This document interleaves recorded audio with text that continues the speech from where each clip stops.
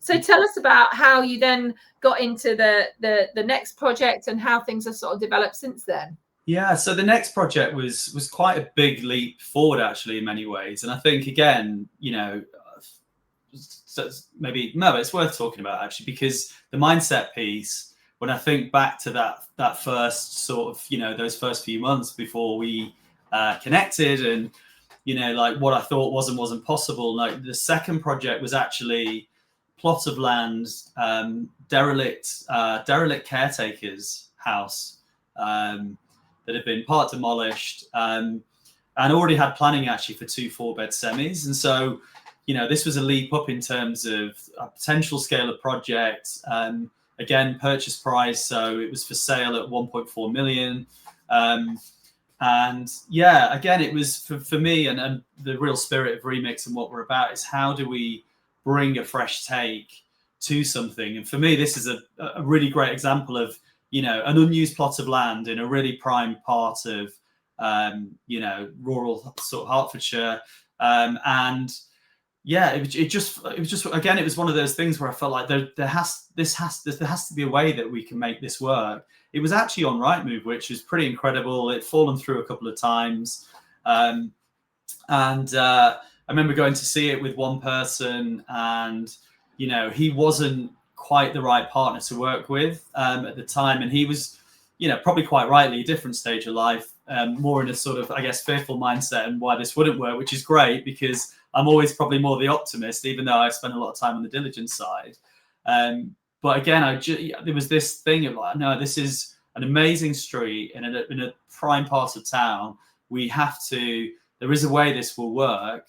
I just need to really think through what it is. And so, again, I found the right partner to work with this on, and we ended up purchasing this. And so what we did, though, to create the additional value, to actually make the numbers stack, and I think the reason it fallen through a couple of times was that the planning that had already been approved hadn't really maximized the potential of the plot. And so, again, working with my architect and the team, we sat down and really looked at it and thought, actually, what would fit better on this street, and actually how can we get more from this plot of land and what's possible. So again, we sort of agreed the purchase slightly below the asking price. We went back in through planning, and sort of redrew what was sort of 2 4-bed semi-detached houses. We actually got 2 5-bed detached properties on the same plot. So again, it was just re-looking at the same thing in a slightly different way through the lens of, and the primary question is, how can we add more value? And again, who would want to live here? Who'd want to buy this property? And what would their expectations be? And that's what we've done. So this project's called Pinecrest. We're about 5 months into, so about halfway through the build process for that. That's progressing really, really nicely. So this will be 2 5-bed properties over 3 floors, each with a sort of garden room at the back for, working from home space. And then there's a separate outside storage. Got some quite cool little things in. It's got sort of like hidden utility room, which you'll access through a secret door. And then there'll be some quite cool sort of master suites at the top. They'll have a sort of hotel, boutique hotel style feel. So yeah, again, for me, one of the important things is that I don't think the world needs another vanilla property developer who always does things to the lowest standard. So we're trying to bring an element of fun and design that we're ultimately creating a space that hopefully people will want to obviously to buy and live in, but really enjoy being in there, spending time as a family, and really enjoying, creating their own memories in their own lives in those spaces. So I'm excited to see that one finished. So we should be finishing the build ideally at the end of this year, and then going on sale at the start of 2025, which sounds a weird thing to say out loud, but it's actually not that far away, is it? No, this year's going too quick, isn't it?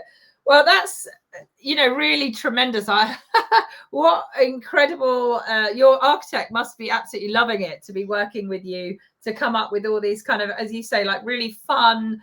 It's giving it that edge. And I think that's really key. When you know there's a demand, to be able to do that edge, you'll really stand out and you know, in theory, sell much bigger. But a question I just wanted to touch on, because for a lot of people, it would be a very scary thing. We're talking big numbers here. It's a lot of money for a plot that's already got, you know, 2 4-bed semis done, and you decided to then go again back to the planning. So talk us through a bit of that, because for a lot of people that would feel, you know, time, and as we know, time is money, and could feel very fearful. So yeah, obviously you added value. So how did you kind of go through that process to go, you know what, we can afford this time, you know, it's really important for us to go for this? Yeah, well, I mean, again, the starting point was really, you know, starting with a question like, what would the best end position look like, and how do we work back from there? Because I think one of the interesting things with this, Emma, was there was so many hurdles. I think at one point I'd had given this about a 10% chance of actually succeeding as actually we'd get to completion, because from the point of it was probably a 6-month window from the point at which we'd had our offer accepted to us actually being able to complete on the deal. So in between that, we you know, as soon as we'd had the offer accepted, we put the planning application in. We'd sort of spent the time doing the work. In fact, actually, I think probably one thing. Was it subject to planning, or you had the offer accepted and you did your own planning? We did our own planning, yeah. So we hadn't laid, you know, they wouldn't have accepted the offer had we sort of laid conditions in there. But one of the interesting things actually was, and again, this was, you know, again, one of the questions I always ask is, what can we do differently? Like, surely loads of people have looked at this. There must be a reason why it doesn't work. But you could easily stop there and write it off and go, well, yeah, based on what planning, you know, what's on there now in the drawings, it's probably going to be quite tight. But I actually found out who the architect was who'd done the original plans, phoned her and said, if you were doing this again, and I actually said to her, what was your brief? Because obviously the school was selling this plot. What was your brief from the school? Because it felt like they'd just gone through the motions of, can you put something through and we'll get it through planning, because there's an uplift for them, which totally makes sense and is fair.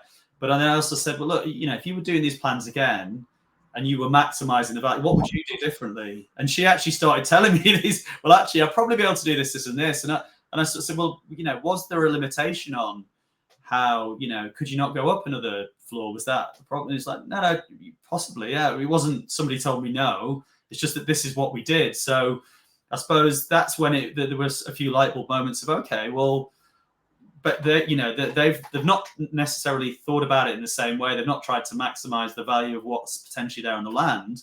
And so, yeah, we did go through planning again.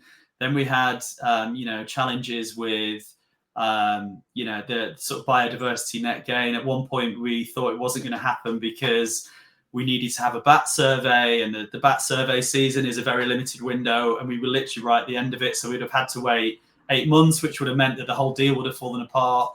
We had one round of funding that fell through at one stage. I can't even remember why now, but I remember sitting down and literally I got 3 pieces of blank A4 paper, because it would start to get to the point where it felt really overwhelming, to the point of I can't see a path through. I just can't, at this point, I can't see it. And so I went back to something that someone taught me many, many years ago, which was, you know, get a pencil, get some paper, actually write down what the challenge is at the top, and then figure out how many different ways. So by sort of decoupling these 3 challenges, I sort of took on each one and was like, okay, well, what do we need to do with this? And became very detailed, but also just process driven in terms of, okay, like, let's not get worried about this individual thing.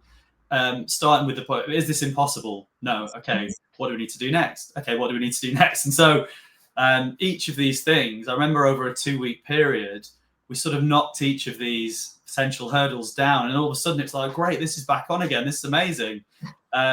So yeah, I mean, it was an amazing, like, that sort of roller coaster of about that 6 months was a real emotional roller coaster, because, like you say, you're absolutely right. There's a real time investment, and so had that not come, had we not got through that, then the other way of looking at that same thing is, well, I've just wasted 5-6 months of, full on energy of, you're paying people to do things throughout that process for you, from legals to architects and other people as well. So there is an element of risk, and you can be in a dangerous position of like, well, I feel so over invested in it.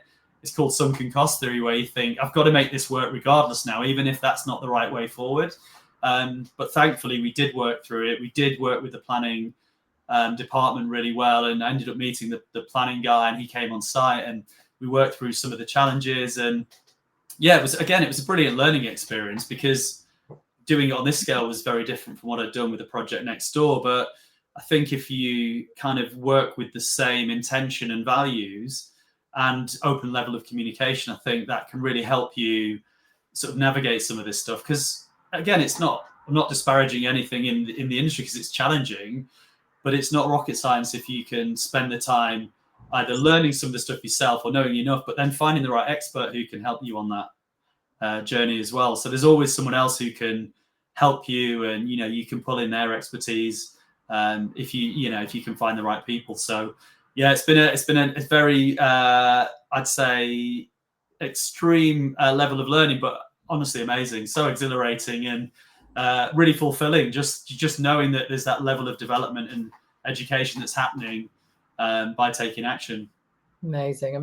Wow, tremendous story there. But a couple of points I just wanted to raise, because people can be, really fearful of this kind of planning. Oh, I've got to wait until I've purchased it before the planning. Now, it definitely is a bit of a leap of faith. And definitely, for you quite clearly saw that, that money could have been lost, and it can be expensive, and they weren't going to accept a subject to.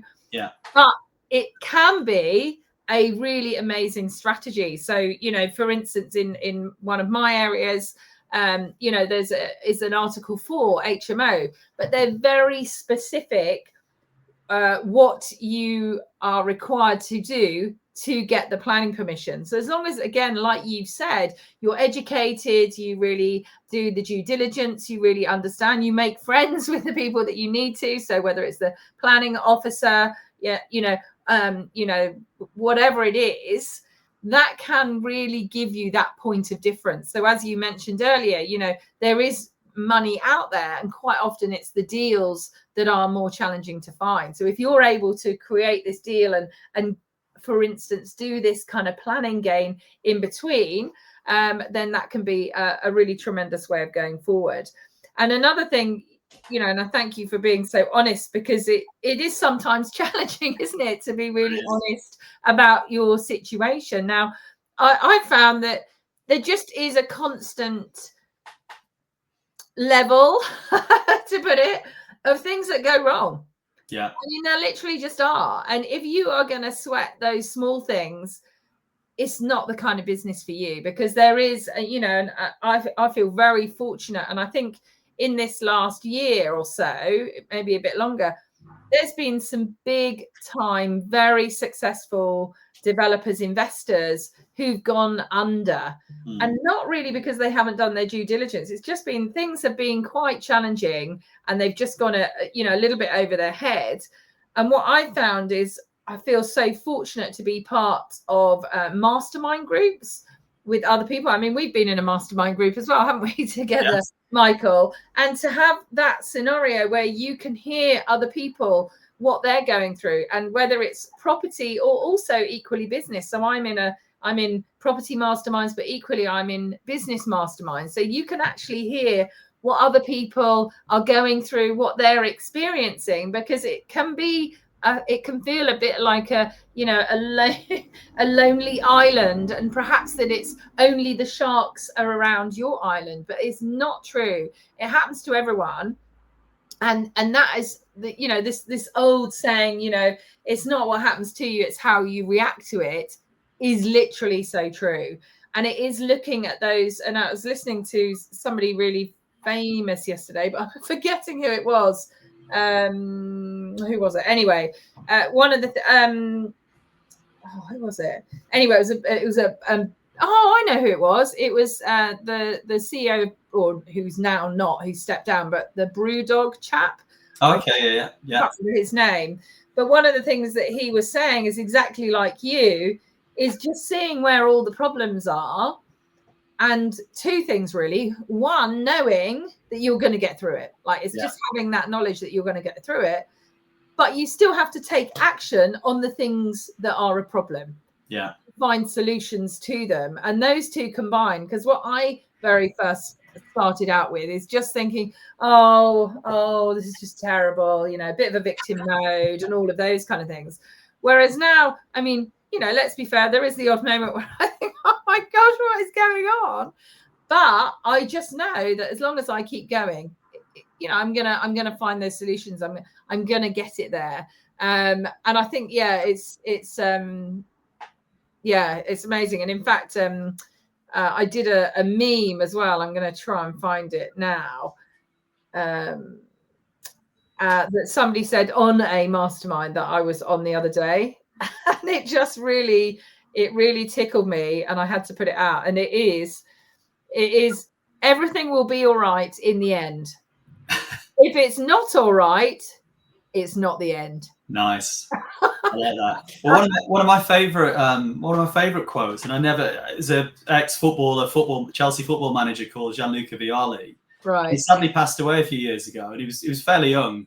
But one of his sayings was, hang on, I'm going to completely butcher this. It's either you never lose, you either win or you learn.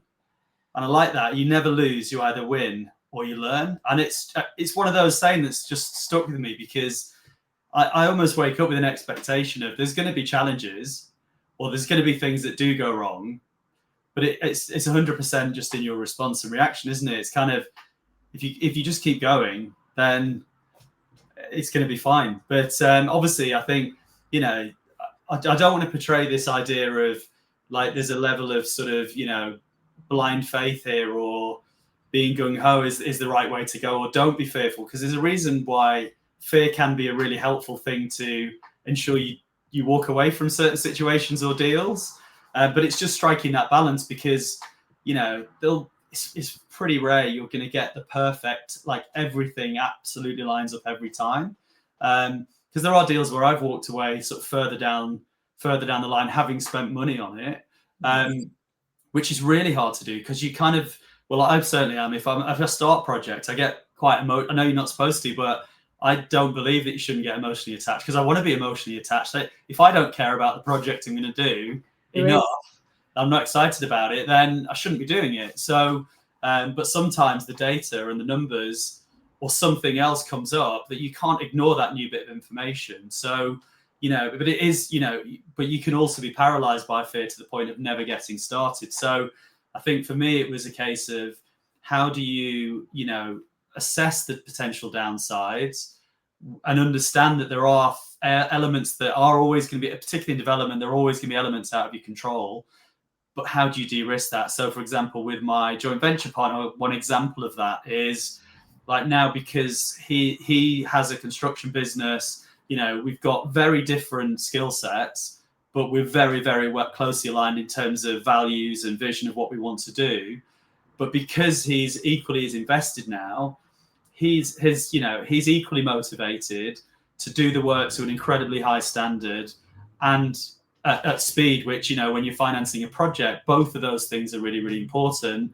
Versus on my first project, you know, I was paying a contractor as just a third party who, you know, they did overrun by 2 or 3 months, didn't really matter to them because there was no other incentive for them. So, you know, so for me, that's smart business, because I'm protecting the downside. Yeah, well, of course we're going to split the equity, but I'm more than comfortable with that. I'm not a greedy person in that respect. I'd rather enjoy the process. And I've loved working with somebody else to be able to get their insight and expertise. And like you say, Emma, sometimes in property, it can feel very isolating, and, you know, you can feel like you're on your own. And so for me, with the sort of personality type I am, partnering with somebody else where I can, you know, chat to them about, you know, how we're doing this, how should we finish? I've absolutely loved it. So, but it's just taken time to go on the journey and find, you know, who's the right fit, what kind of style, you know, do I have, and are there other people out there that complement that? Because for me, that's been a really important evolution in not just being able to feel comfortable taking on bigger things, but really enjoying it, which was always a fundamental part of leaving a corporate career. Was I want to really have fun and enjoy this because it's aligned to my highest values. But again, if I'm not enjoying the journey, I'm not really bothered about the pot of gold at the end. It's more, I want to enjoy it on a day-to-day basis and share that with other people who think in a similar way as well. Yeah, I love it. Absolutely amazing. Well, what a tremendous journey that you've really been on. It's yeah, absolutely incredible, and also in such a short time as well. So we've just got a couple of minutes left. So obviously you've got Pinecrest at the moment that's going on. What else have you got going on, and where can people come and find you? How can you help them? It'd be great to understand. Obviously you have a marketing company as well. Yeah.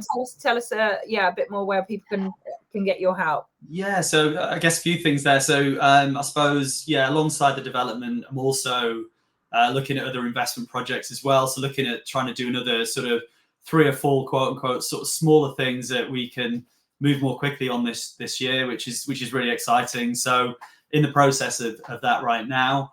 And then alongside that, we've got Remix Studio, which is really designed to help sort of property entrepreneurs and small businesses really stand out and tell their story, from everything from sort of logo branding, website, through to content creation. So again, if people want to reach out or want any insight, we'll be accepting new clients again, I think in about 2 to 3 weeks. So you can sort of apply for that. But yeah, you can find me on Instagram at remix.group.uk.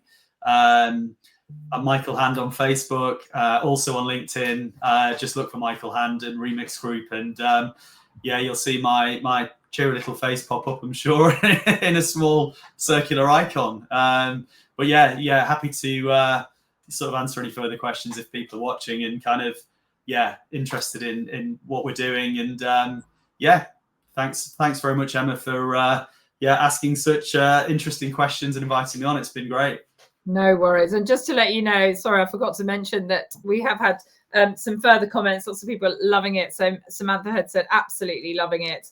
And Yuri has also said, thanks for sharing how you add value to your projects by understanding the demographic of your customers, well, basically your buyers. So yeah, absolutely. I concur with that as well. So Michael, thank you. It's been so lovely catching up, and I look forward to continuing to be watching your really tremendous journey. I know that this is just the start of your journey. As you've said, this is going to go on. This is the rest of your life. And also the fact that you've reminded us that there can be some hard times. It can feel like a bit of an island, but inherently it should be fun. And that is such a big thing for me. I don't want people to come out of one drudgery job into another drudgery job. And that's where it's so important for you to do all your work at the beginning of your journey to understand exactly where you want to go, what you do, and if it reflects who you are and what you like doing. Because there's nothing worse than going from one unhappy pot into another unhappy pot. We don't want that.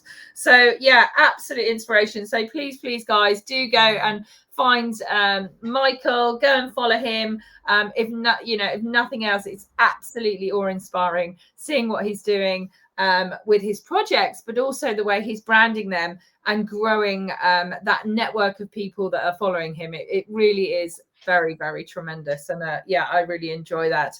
So thank you so much, guys. Really good to have you here again. And and here's till next time. Thank you so much. Take care. Bye-bye.